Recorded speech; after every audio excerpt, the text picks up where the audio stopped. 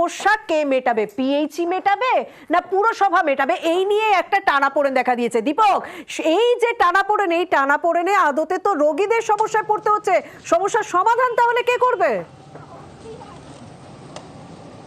দেখো, একেবারে হাসপাতাল কর্তৃপক্ষ বড় সমস্যার মুখে পড়েছে। কারণ হচ্ছে গত 6 মাসে 6 লাখ টাকা জল কিনতে হয়েছে হাসপাতাল কর্তৃপক্ষকে এই পানীয় জলের সমস্যার ফলে।